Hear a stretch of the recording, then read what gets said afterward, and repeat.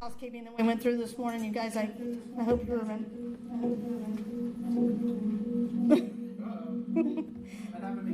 that'll drive me crazy in a hurry. You can say that again. And this is how the outfit. Just turn that off for a second.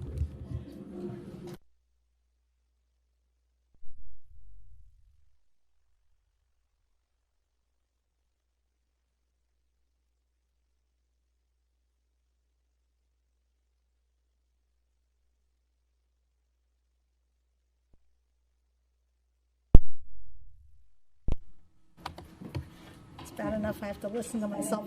Just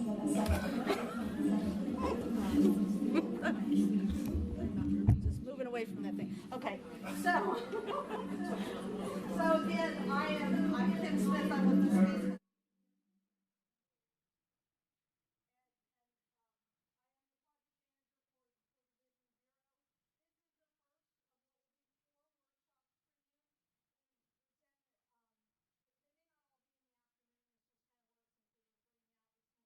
We just hold on to you all day. I think that we've pretty much decided they'll run 2 to 2.5 hours in length, kind of like this afternoon. So we're trying not to take too much of your time, but we feel like there's a lot of work to get done with 4 workshops. The format of the workshops will be today. It's going to be introducing you. We're going to have a great presentation by Mr. Billy Hathaway from the City of Orlando, who they are already implementing Vision Zero. So we're excited to see that, and then we'll break you into a group. But then moving forward, next workshop is to kind of look at the data. We may have a workshop where we go out and play in traffic a little bit. We'd like to do that, kind of have a field trip. And then the last workshop will be working on really finalizing what we've come up with and finishing up the things that we need to do with the task force. So thank you for being here. And I'm going to go ahead and let the rest of the team introduce themselves. Hi, I'm Ryan Cunningham with Kittleson and Associates, supporting the TPO on this project. And I've been involved in traffic safety for quite a while throughout Florida, quite a bit here in Brevard County as well. We've done a lot of road safety audits. I've worked with a lot of you in this group on that, as well as pedestrian and bicycle focused safety audits. And just last year we finished up the Vision Zero plan for Palm Beach TPA, which is also an NPO organization. I'm Wendy Wilbur with Kittleson, also part of the project team, and worked on the Palm Beach Vision Zero, and just completed the Anchorage, Alaska Vision Zero plan, which is where I'm from. And we are actually now in year 1 of implementation. So hope to bring some lessons down and talk about what it takes to implement the plan once we get it done as well. And Billy, we're going to skip you. So we'll do a more formal introduction with you. Let's go across the way over here to Elle. Hi all, I'm Elle Tedder. I'm with Bouster Marketing Communications, and we are going to be managing the marketing lift associated with Vision Zero. So I like to say we will be in charge of communicating directly to the public, whereas the TPO is going to kind of spearhead the effort of engaging policymakers in their hometown. Cool. And I'm Travis Hills. I'm also with Kittleson. I know most of the people in this room. I have not done a Vision Zero before, but I've been working with the TPO and their crash data for the past 5 years. I helped work on the first countywide safety project that we did, so kind of analyzing our high crash corridors, our high crash intersections, and then also led a series of 5 bicycle and pedestrian road safety audits a few years back, targeting those high crash corridors, and then also 5 full road safety audits focused on vehicular, ped and bike crashes on our kind of 5 highest crash corridors in the county as well. So very versed kind of on the crash side of things, and I've been working here in Brevard with a lot of you for the past almost decade, getting there. So. And because this is such a big undertaking, of course, we have a lot of our TPO staff here, so you may not see them at all workshops, but they're here today. So if they'll real quickly just give their name. Abby's very involved, all the agendas and all the communications that you get. But Abby, go ahead. Abby Heatherway, Public Involvement Officer for the Space Coast TPO. Chelsea, GIS Transportation Analyst for the Space Coast TPO. Stephen Bostel, Transportation Program Manager. I do my best I can to throw challenges Kim's way with the AV equipment. Appreciate it, Steve.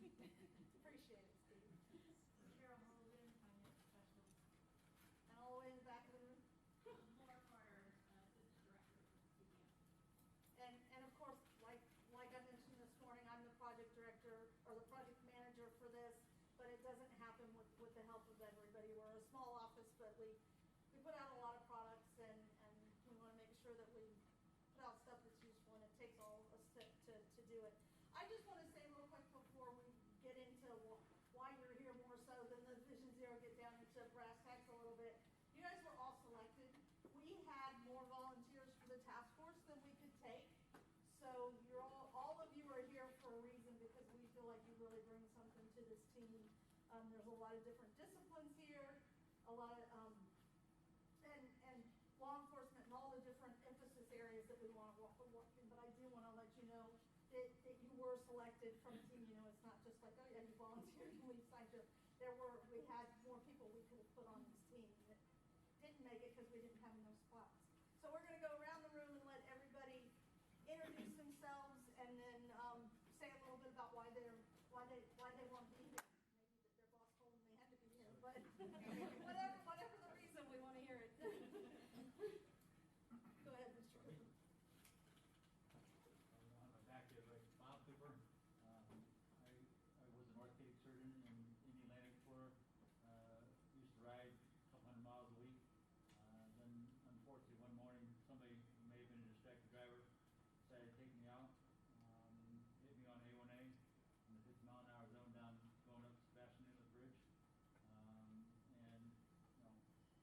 5 or 6 weeks later, I woke up and a bunch of other stuff, but I'm trying to help make things better for other people.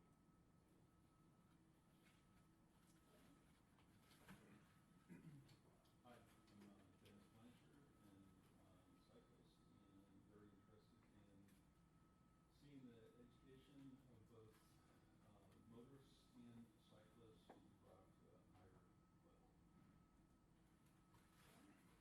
Good afternoon, I'm Glenn Estes, I'm Assistant Director of Transportation with the Brevard District School System. My life revolves around child safety, especially on the roads. I'm Frank Latnavia from the city of Palm Bay. I'm the city engineer. I'm also the traffic engineer. In my past background, I actually came from California, so I have worked on several projects similar to this, Ground Zero. And I am a licensed traffic engineer in California. Tim Lancaster, Palm Bay Police Department. Interested in giving any guidance, advice to reduce the dangers and stuff related to traffic crashes on our roads.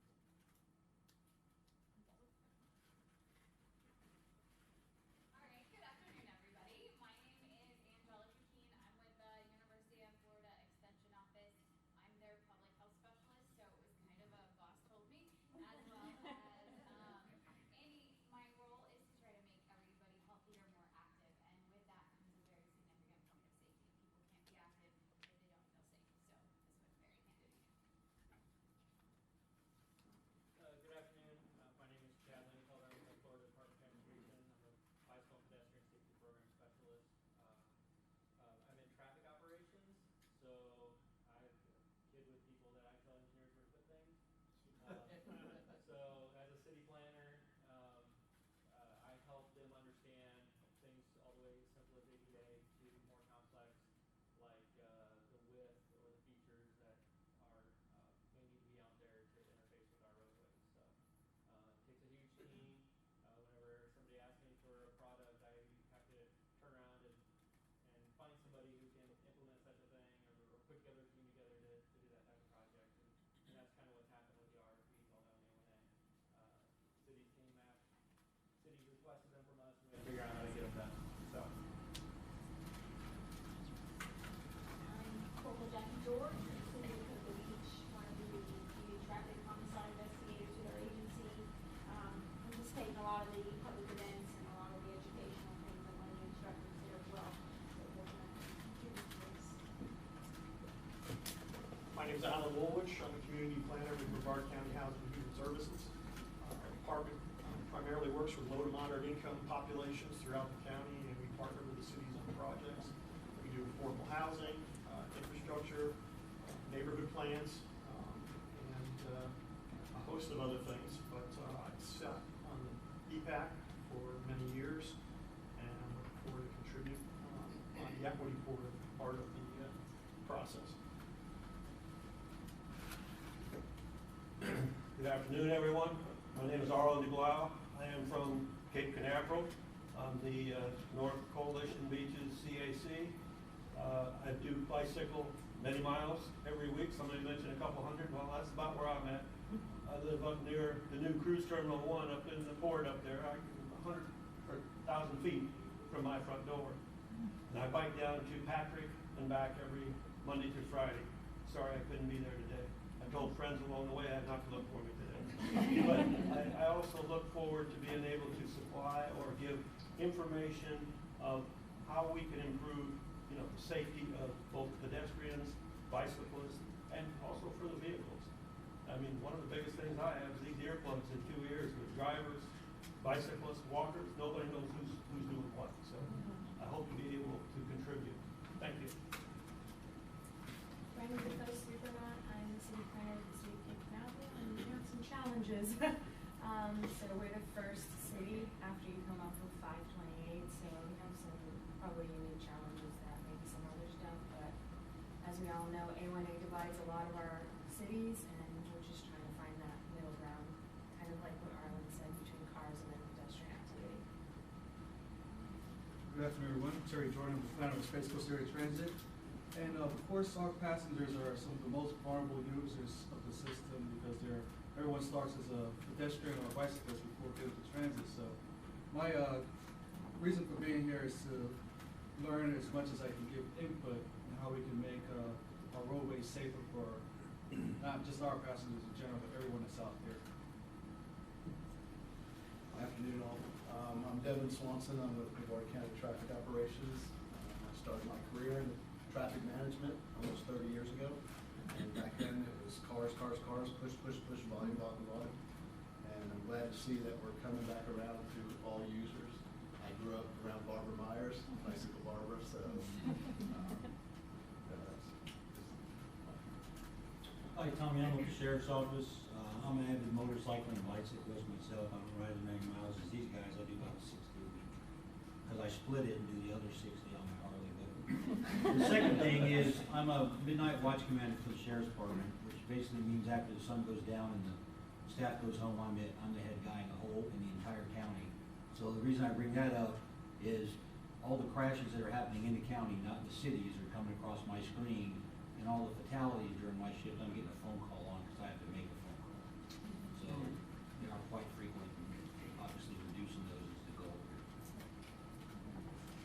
My name is Tara Purcell. I'm with the South Brevard Sharing Center. We serve a no to low income population, so a good majority of our folks are walkers and bikers, and I've known too many that have passed away over the past few years that I've been working there. So just trying to educate our folks, but also bring what they understand about the roads back to this group to be able to see how we can all work together to improve it for everyone. So I stopped knowing people that are no longer here. Hi, I'm Eva Ray. I'm the Director of Community Management, Amenities, and Communications for the Viera Company. We're the master developer for the entire community of Viera, so we plan and build the roadway systems here. I'm also the president of the Viera Transportation Management Association and also chairman of a Brevard County Transportation Advocacy Group called Transit One. And we advocate on behalf of transportation issues for us in Brevard County. Hi, I'm Marilyn Kraut. I'm one of the citizen members of the task force. I'm retired from healthcare as an RN. Did a lot of different things there. So I know that I've seen firsthand the outcome of accidents and injuries. And I've worked myself into an Ironman certified coach after many years of being an Ironman triathlete. So it's important to me that my athletes be able to train in a friendly environment and be safe, and I appreciate it. Good afternoon. My name is Veronica Narvaez. I work for the board. I'm an engineer, so part of our work is to help provide the end user a safe place. And also as a mom living here and there, I get scared every time my boys say, I don't know how to use my bicycle. I'm like, don't cross any road. So I'm, as a professional, as a mom, I'm very interested in how I can give something or get something to somebody else. Good afternoon, I'm Jerry Blanco. I'm former city council, City of Cocoa, and as the former city council person, I was also the board liaison for the Space Coast TPO. So I have a keen interest in being a part of this task force. And also on the Brevard County CDBG board, which I represent the Clear Lake Strategy Area. And according to the Space Coast TPO study, corridor study that was done on Clear Lake, it's one of the highest volumes of traffic fatalities with pedestrian, motorist, in the county. So I have a keen interest in being a part of this workshop. Abigail Diaz, City of Cocoa Engineer, River Public Relations. Hi, I'm Liz Allward. I am currently the Assistant City Manager for Satellite Beach. Before that, I spent 25 years working for elected officials with Brevard County. And, these are issues that have gone on for at least 25 years. And I hope to bring, one of the issues is funding. We get stuck. And if there's a way that we can pick off smaller projects and get started and show accomplishment and get those numbers down and what that looks like as a group, I hope I can add some value to that. So, thank you. Good afternoon, everybody. I've been here 40 years, so most of you know me. I'm Rochelle Longdales. I'm a planner by profession. I've worked with many, many projects throughout the county and across the state as a private consultant after spending 10 years with local governments. I set up most of the redevelopment areas in this community, did plans for most every city in this community, and certainly had the privilege of spending time with many of you and those in those cities over the last 40 years. My goal has always been to set up safe and sustainable developments individually, as well as the cities or communities for which I have worked. In 2016, this topic took a personal turn for me in that my niece became one of our statistics, having been hit by a car on the corner of Waverly and 192. So not only do I come to this from a planner perspective, but I also have a personal desire to see that what Melissa talked about this morning doesn't affect other people. So I'm pleased and honored to be among all of you distinguished people and serve on this board. Thank you. And once again, thank you. We're very happy to have you, and we know it's going to be a great group, and hopefully we'll be able to make decisions that can affect change. I'm going to turn it over now to Ryan. He's going to talk to you a little bit about what we want to accomplish. Good afternoon again. I'm really impressed with just the diversity of the backgrounds in this group. So I just want to commend you all for being a part of this. Really looking forward to working with you on this project, and hope we can just accomplish a lot together over the course of the next few months. And Ryan, can I hijack you for a minute? Sure. So I just want to share a story, and Travis and Ryan know this story, and I did get permission from the family. But Kittleson's been in business for 30 years, and we lost our first employee a couple of weeks ago. He was in a lift. Somebody was distracted and hit the lift driver. He was 28 years old. He was killed. Just got married. He's been with Kittleson for a year. He was on his way to a pedestrian and bicycle workshop, and an avid walker. So I think this is also very dear to Kittleson's heart. And so I want to share his story. And part of what Kittleson is doing is donating to organizations that promote walking and safety. And so not only are we paid consultants, I guess, but this is also very near and dear to our heart, and we are very passionate about what we do. Thank you. So just to spend a few minutes talking about what our goal is for the task force in terms of just your role and the responsibilities on as part of this project, and how we hope to just make the most use of your time and your abilities and your really the insights and the knowledge that you have and can contribute to this project. So what we plan to accomplish as part of this over the next several months is to develop an action plan for the TPO. So that action plan will include actionable strategies to reduce fatal and serious injury crashes. So that is our focus, fatal and serious injuries. What are the strategies that we can be doing to reduce those in the short term? So what can we do over the next 5 years or less to make an immediate impact to reduce these types of crashes? And then we're also, as part of that action plan, going to be developing measurable goals and timeframes that go along with each of those action items. We'll also be developing toolkits for the municipalities. So I think we have 18 municipalities within Brevard County, And while this action plan is focused for the TPO, we also want to kind of give the individual towns and cities a place where they can jump off from to do their own Vision Zero action plan. So as I mentioned, that'll kind of be a starting point for them. It'll include some suggested language that they can adopt into ordinances for, say, Vision Zero policy or Complete Streets policy. Also comprehensive plan language that they could adopt to show that their leaders and policymakers are really on board and supportive of this. And then we'll also have some statistical data in there to show where they can focus in terms of where their high crash corridors and their intersections, where they're having the most fatal and serious injury crashes in their own municipalities. Kim had mentioned this earlier, but this is the first of 4 workshops that we'll be having as a group. So today, what we're doing, what our areas of focus are, we'll be getting into that in a little bit. In January, we plan to have a kind of detailed review of the crash data and to find out, what that data is telling us, where we want to be focusing our initiatives, and then we'll be developing also our draft action items at that point. So that will come in January. We, Kittleson, have a lot of work to do between now and then in terms of the crash data itself. And then workshop number 3 in April will be a corridor event. Kim mentioned that, maybe some sort of pop-up or demonstration type project. And then workshop 4 will be our final workshop in June to finalize our action plans and the presentation of the toolkit. So kind of getting final comments wrapped up and have something together that we can bring back to the board and to the public. So while you were here, we've kind of gone over this a little bit today, but we had 130 people in the room this morning. I was very impressed with just the level of kind of energy here and the interest, and so we know that this is an important topic for everyone. You guys are really here because you all bring unique perspectives and insights. You can really add context to the data that we're looking at, the action items that we're thinking of. You're going to add a ton of value to that.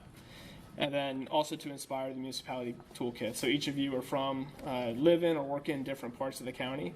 And so knowing, being able to personalize that in a way that is helpful is going to be great for those toolkits. So we have roughly 30 members on the task force.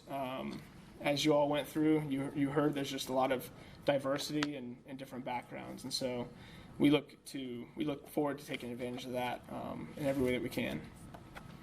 So I just want to remind everyone, and we talked about this morning, there's no one solution to this. If we do this one thing, it'll solve our problem. We know that there's a lot of solutions, and we need to be able to put all the pieces together. So everyone plays a role in making our streets safer.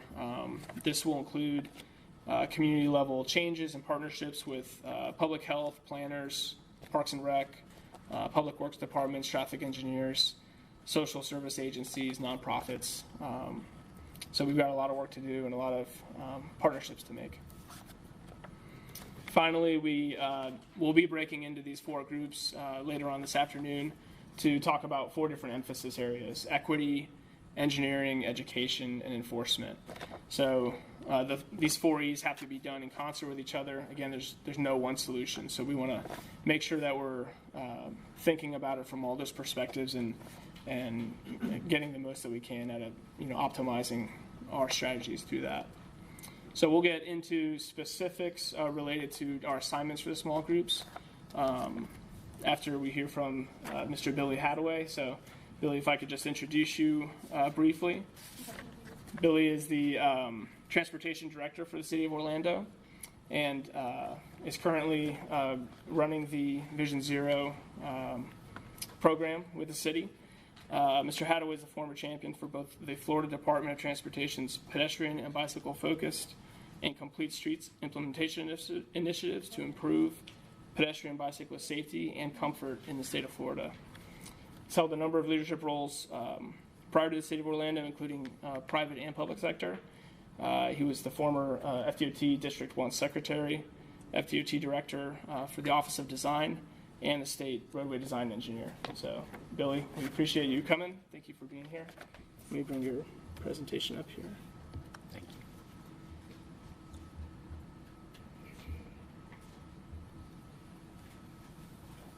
Perfect. Good afternoon. It's good to be here. I wish the circumstances were other than what they are, but it's something that we're all having to deal with in the state of Florida, which is why I was fortunate enough to be called back to the state in 2011 to lead the statewide initiative at the state DOT. The secretary at the time, Anath Prasad, had come on board in April. I came on board that fall. And the reason that he brought me back, in addition to leading the Southwest Florida District, was to deal with what was then the 2011 Dangerous by Design report. Back at that point, the report, which is produced by the Complete Streets Coalition, said that four of our the five most dangerous places in pedestrians were in the state of Florida. That report is now been re-released a couple of times, and the most recent report shows that 8 out of the top 10 are in the state of Florida, primarily because they changed the population base that they were using.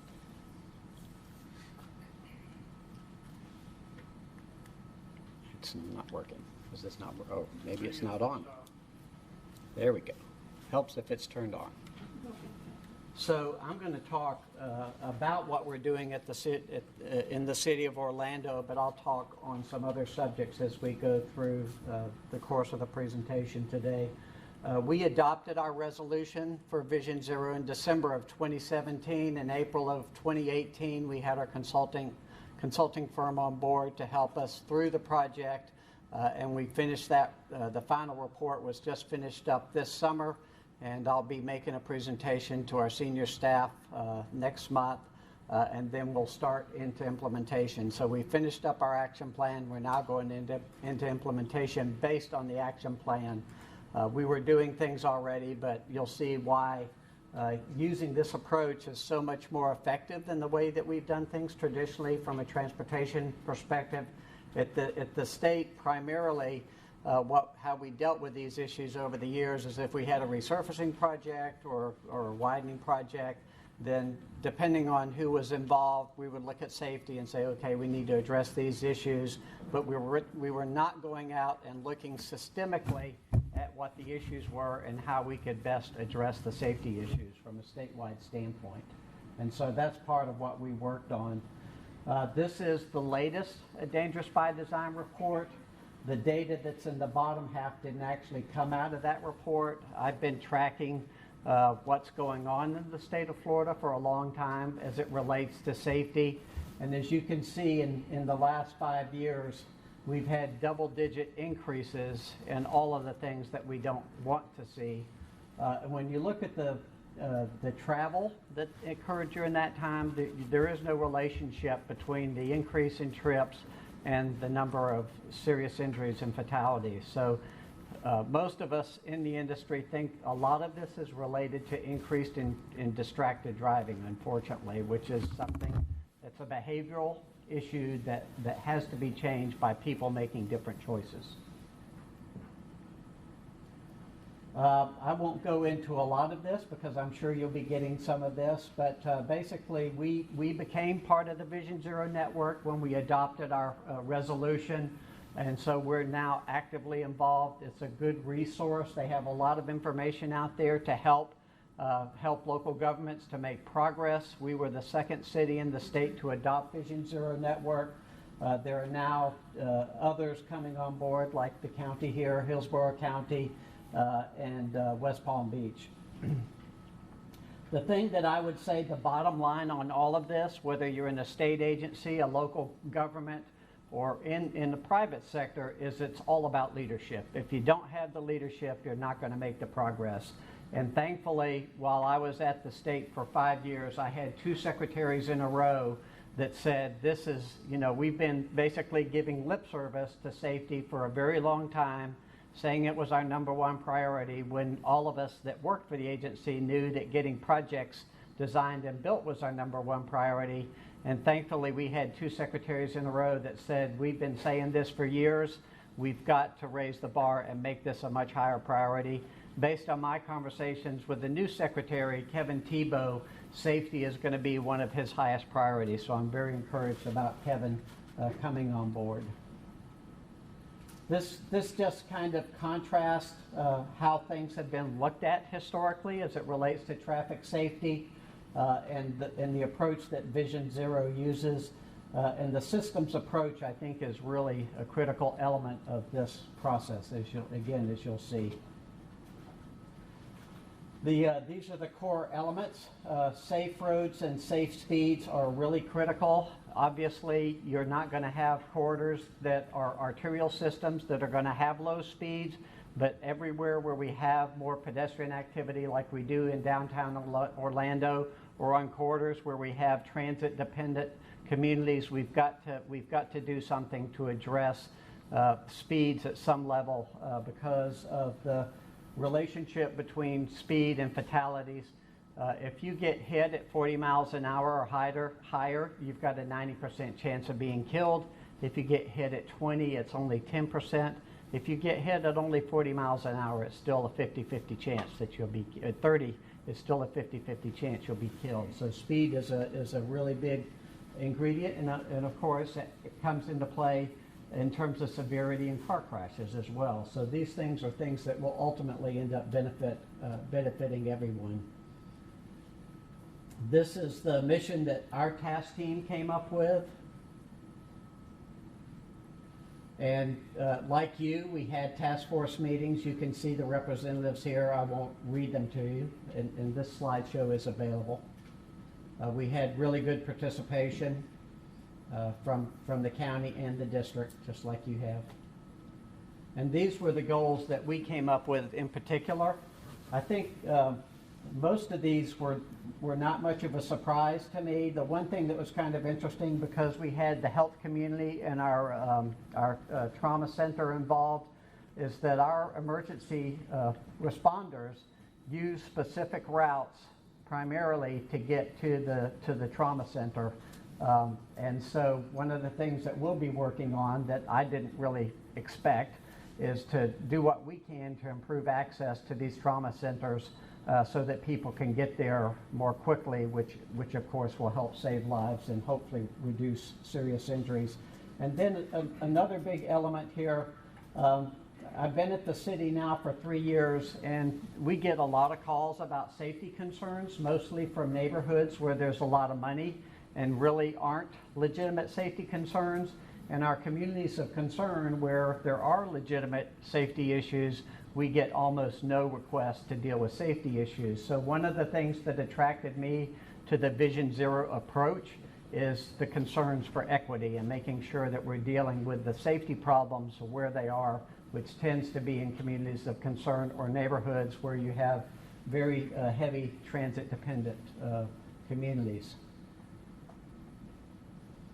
We, because our city is broken down into 6 commissioner districts, and because the districts have different demographics, I felt like that it was important for us to break the city down into the 6 commissioner districts, because 3 of our commissioner districts have communities of concern, 3 of them don't. And so we actually went in and worked by district on these issues and compiled the safety data by each district, which ended up being very, very helpful. And we did public workshops. We did the 6 commissioner district meetings, and then on top of that, we did 2 public workshops to provide feedback to the people who'd come to the workshops so that they could see the progress that we were making. At our first public workshop, one of the things that we learned pretty quickly is if you're not specific about what it is you're looking for when you do these, you end up hearing this list over and over again. And so after the first workshop, and I'd had this experience with modern roundabouts, go in with the answers first to what are the typical pushbacks or frequently asked questions, and list those first, and then say, okay, we know all of this stuff already, so we don't want to hear this for the next hour and a half. Talk to us about what specifically in your community is not working, in that it creates a safety problem for you to get to where you want to go, or that you don't feel comfortable going to where you want to go because of the condition of the streets or the approaches that you're trying to make to the communities. And that was very, very helpful in minimizing that at that point in time. The other thing that I think is important to understand, and this research from the National Highway Transportation Safety Administration, 94% of crashes are caused by human choice, either errors in judgment or bad behavior. The one thing that I would say, though, is I think in talking about education, is that the vast majority of the public don't know what the laws are. And the reason that I raise that is I've been polling now for over 5 years, and in every audience, regardless of the makeup, whether it's law enforcement or a group like this, how many people have looked at the driver's handbook since they got their permit? And I can tell you consistently, over 90% of the people have never looked at it, and yet the laws change from year to year.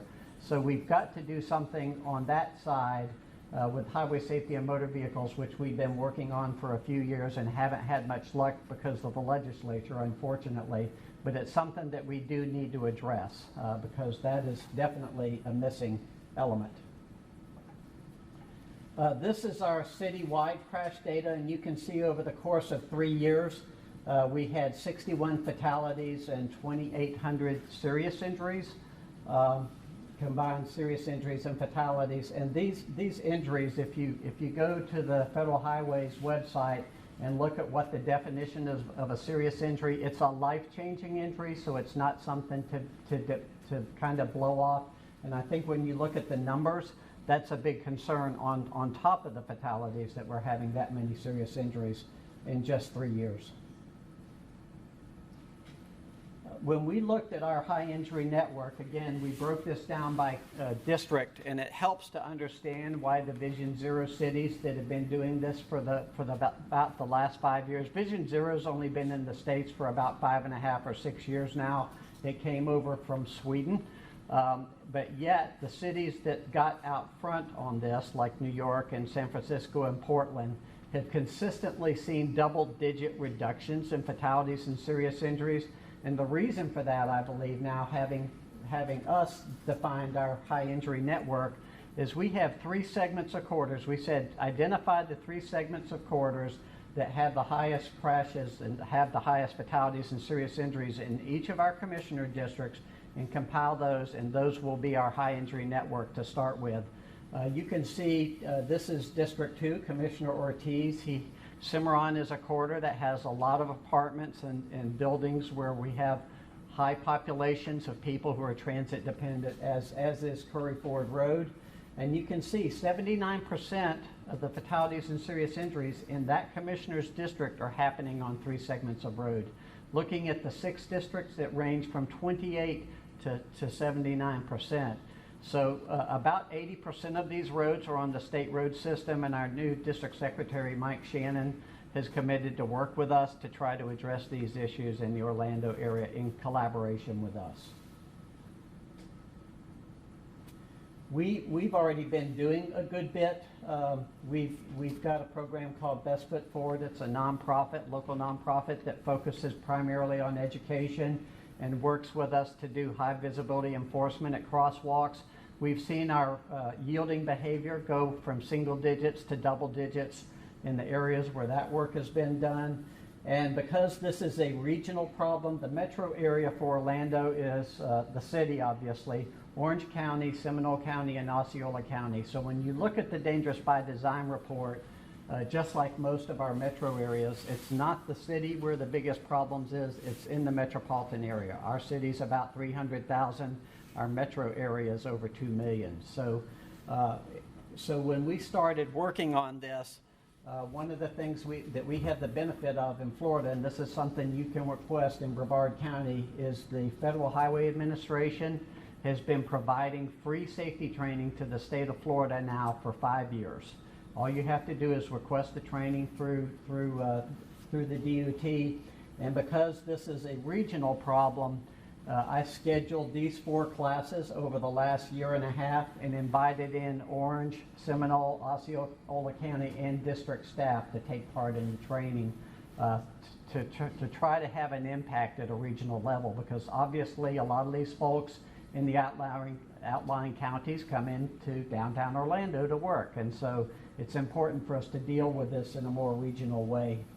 And then the last thing on here, and I'll talk a little bit more about this, we, at the local level, we have control of land development patterns. And so I worked on this when I was at the state, but we need to take it to the local level in a more meaningful way, integrating land use and transportation, and I'll illustrate why that is important, and network density.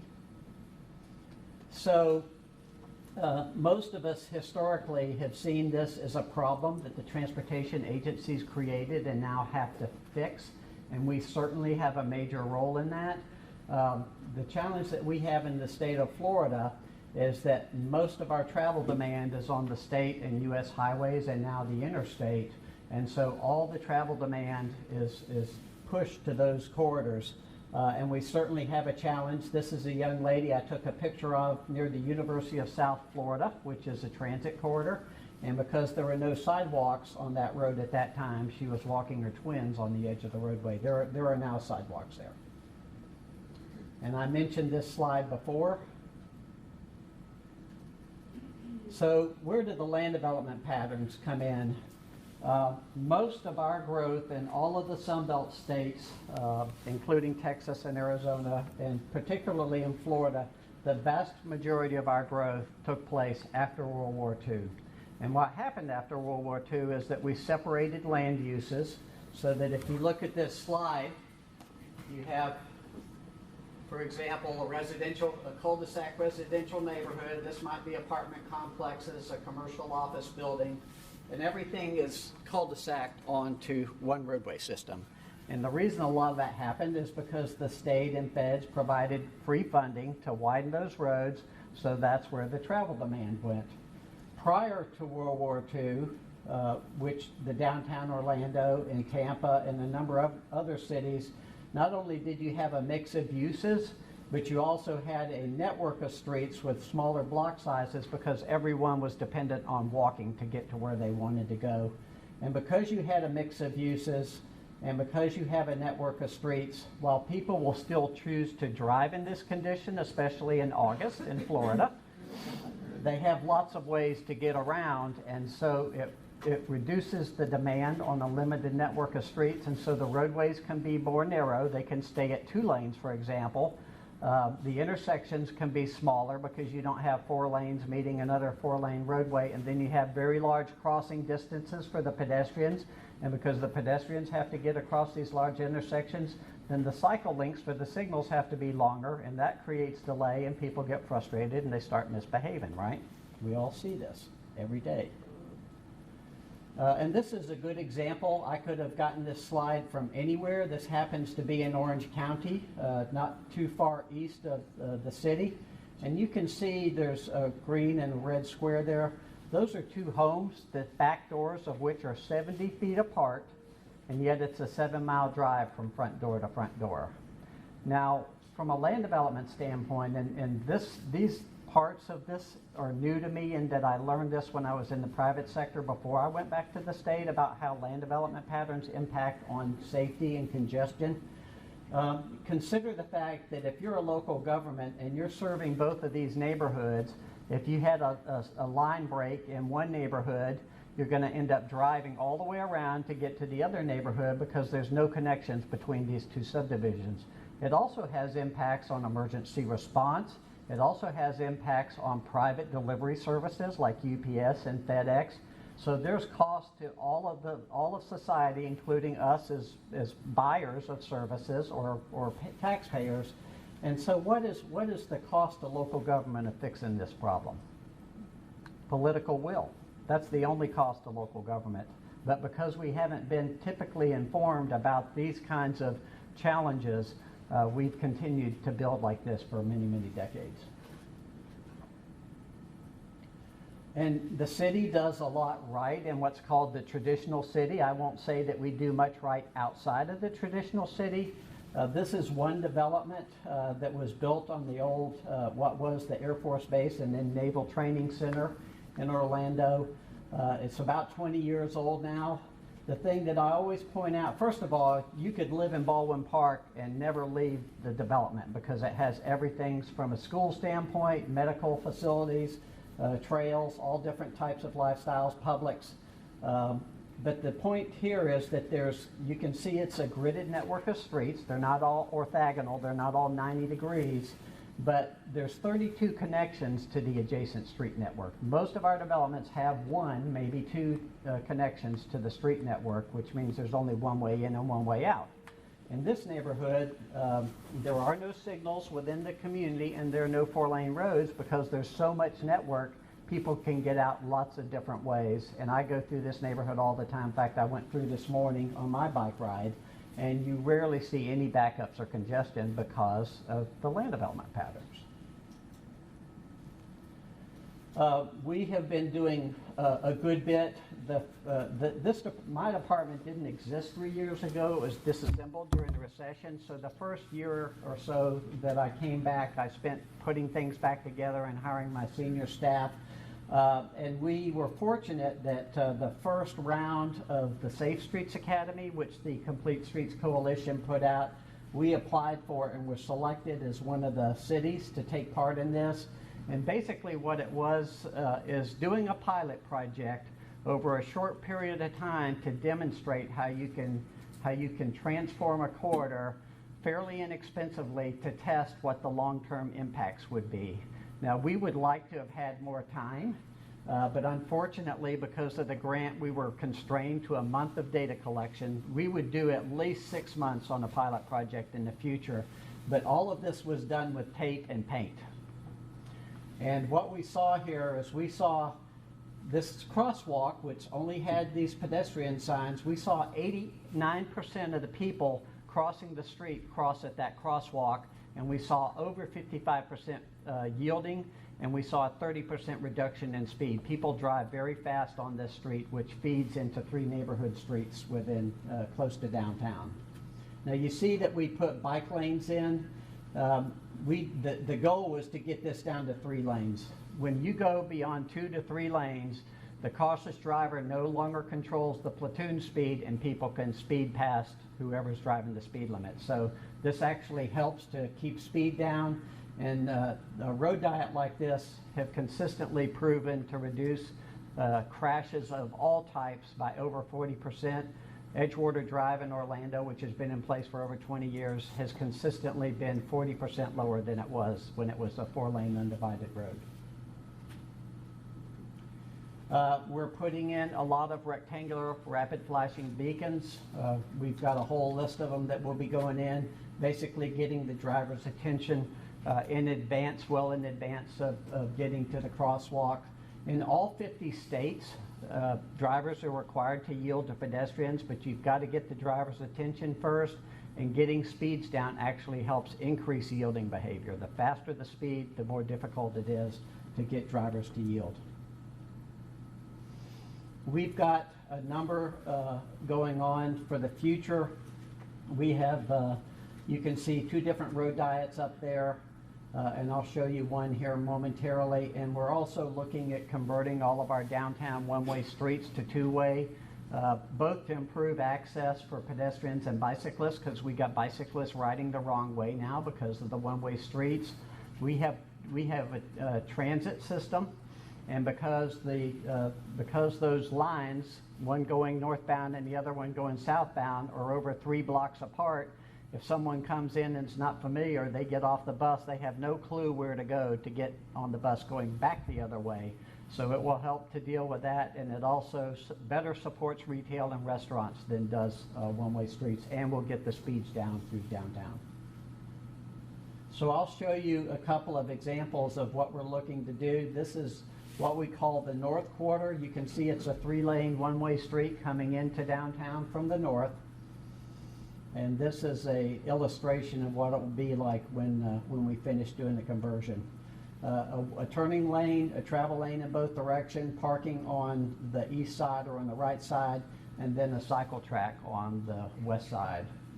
This corridor connects our, we have a multi-use trail that will eventually circle the city. This is part of that network. So it's a place that people use to commute in and out of downtown. And right now they're riding on this one-way street. They're not very comfortable with that idea. Then Robinson Street, this is a project that the District 5 actually initiated about 4 years ago when I was the secretary in District 1. I live a block off of this street. Notice that it feels pretty suburban because the office buildings are set back on the right, and Lake Eola, which is the centerpiece of the downtown, is on the left, so it feels pretty wide open. This is 4 9-foot lanes, and people drive consistently well over 40 miles an hour on this street. This street has an extraordinarily high number of crashes for the volumes that are on it because they're low enough that it would not qualify for a 4-lane roadway today. They're in the 16,000 range. So what we're proposing, and in fact, Kittleson worked with us on this. The context changes. So in the central business district, it's clearly very urban with taller buildings. We're putting a cycle track, proposing to put a cycle track on one side, and then you can see what the rest of the cross section looks like. The cycle track continues through Lake Eola, and those buildings you just saw previously on the right are now on the left, so we're going east. Then when we get to the neighborhood district, the less confident cyclists can go over 1 block to the north to Livingston Street, which has a dedicated bike lane, or they can go 1 block to the south and use Central or Washington Streets, which are lower volume, lower speed streets. But then the more confident cyclists like me just stay in the travel lane. In this section, which is the neighborhood district, mainly because it's residential neighborhoods with a lot of offices that are like small attorney firms and those kinds of things that are in older residential homes. And then when we get to the Milk District, which is one of our main streets, all of our main streets are becoming very popular places for people to go in the evenings, either microbreweries or restaurants and those kinds of things. They have no on-street parking, so we're proposing to park the business side of Robinson Street and then again have Sharrows on the other part. Ultimately, we'd like to see this protected bike lane go all the way, but we've got some work to do to get there. And with that, that's what I have to share with you today. Questions, thoughts?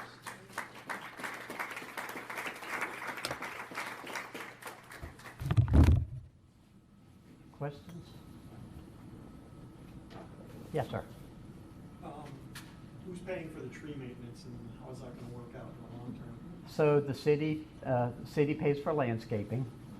Our Parks Department pays for landscaping, but it's something that we budget for because the mayor wants Orlando to be the most sustainable city in the Southeast, which means we need trees. Yes. Are you paying for the road diets and the modifications to the major roadways? So yeah, so on Robinson Street in particular, this project, when I first came to the city, the district had programmed a resurfacing project on this segment of Robinson Street, not the entire length, but a significant portion, primarily the area where the road diet is going to go. And they approached the city and said, you know, we're going to do this project, and we know this road diet study has been going on. Would you like to work together to make this happen simultaneously? And what the district agreed to do was to move the project out for 2 years, because part of what the mayor wanted to do was to underground the utilities and to fix some other things. So that gives us time to put the funding together, coordinate with the utility who will underground the electric, and then put together our plans for our portion of the project. So the DOT will fund a significant portion. We'll be funding a significant portion as well.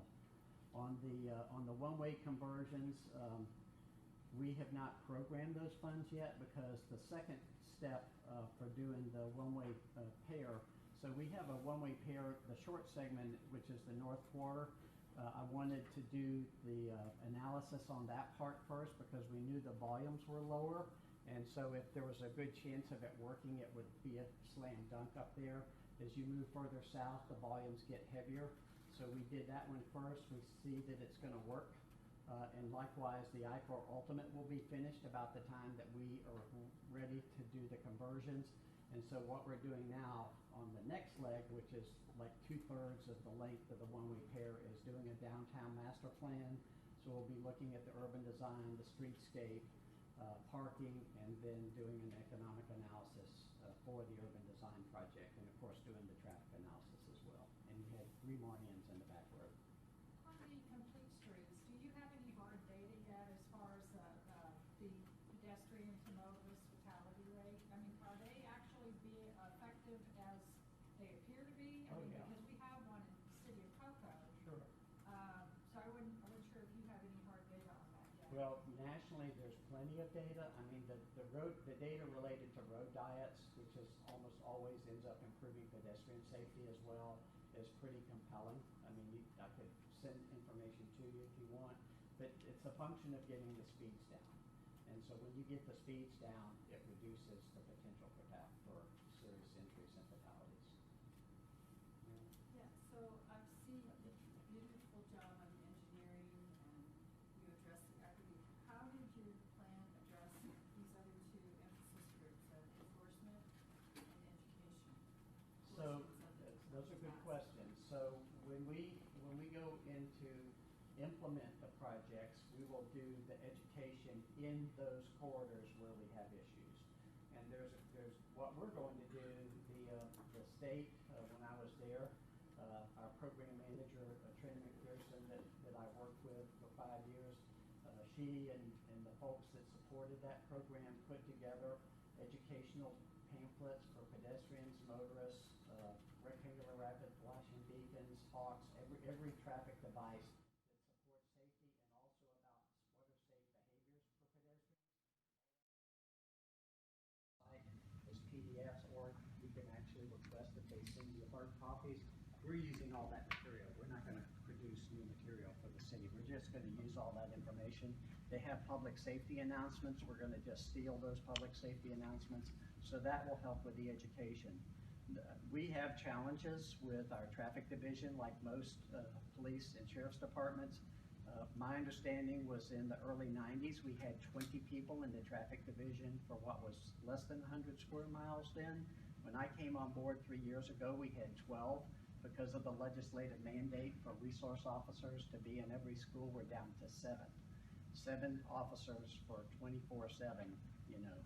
And so the challenge they have is resource constrained, just like we are. So what we want to do is we want to use the law enforcement to focus on the high injury network. And where we do have complaints, we've bought a bunch of speed trailers that also do data collection, so then we can figure out what time of day do we have problems with people speeding in neighborhoods, and is there a legitimate problem? So we'll see how many people are speeding, how much faster they're going than the speed limit, and then our police chief has said, you know, that'll be really helpful to us in using our resources more effectively. The other thing that we did 2 years ago, I ended up having to go speak to the Senate Appropriations Committee to defend our red light camera program. Our program was actually run really well when I got there. It was already being run by a police officer, a retired police officer, and he's doing a great job at it, doing it the way it should be. But we were putting our funds into general fund, and that was the big complaint from the legislature. You know, this is just a money grab for cities. So I convinced the mayor and the council that those funds needed to go into a cost center specifically for engineering, education, and enforcement related to the safety concerns. So we did that 2 years ago. So we're actually using those funds to help us with a lot of these initiatives. Did that answer your question? Yes, I still have this question about enforcement. You're focusing mostly on the areas where there's a history of accidents and injuries. Right. Yeah, so that kind of leaves everything else. Well, that's where the biggest problems are. Obviously, if we're able to drive down the crashes and the fatalities and serious injuries, then what we'll do is we'll move to the next 3, right, in each district. Yes, sir. California is trying to pass complete streets as a state law at this point in time. Would that kind of initiative be beneficial for overall enforcement or change in this kind of program? Absolutely. So 2 years, I guess it was, I went back to the state in the fall of 2011. In 2014, I went to the secretary at the time and I said, we can't keep designing state road system the way we're designing and expecting different results. We have a problem here. It's obviously a statewide problem, and so I convinced him that we needed to develop and implement complete streets. So all the design manuals, everything was rewritten to support lower speeds. So just to give you one example, you saw the fatality rates related to speed. Our minimum design speed on the state system until 4 years ago was 40 miles an hour. It's now 25. The same thing with travel lane widths. The focus on just moving cars has changed dramatically.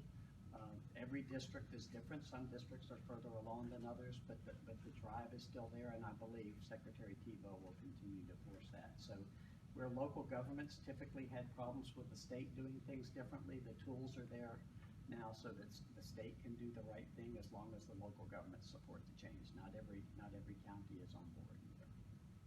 Yes, ma'am. On your Baldwin Park side, is the city working on updating its land development code to meet some of those That's part of my goal. theories and That's part of my updating their goal. community approval process, things like that? Yeah, so that's part of my goal. Our land development regulations outside of the traditional city don't support doing things differently. And because the mayor has said he wants to be the most sustainable city in the southeast, I've convinced our sustainability director, we can't keep building suburban sprawl patterns and expecting to be the most sustainable city in the southeast, because everybody has to drive in those neighborhoods, and you're not going to create alternative trip making if everybody has to drive everywhere, right?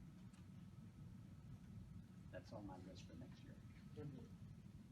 Other questions? Well, Billy, we're certainly happy to have you here. He was, when I was thinking about who to come talk to you guys, get you guys kicked off, he was the one that came across my mind, because he's done more of it, and because of the levels that you've worked, you've worked with. So thank you for coming out and speaking to us.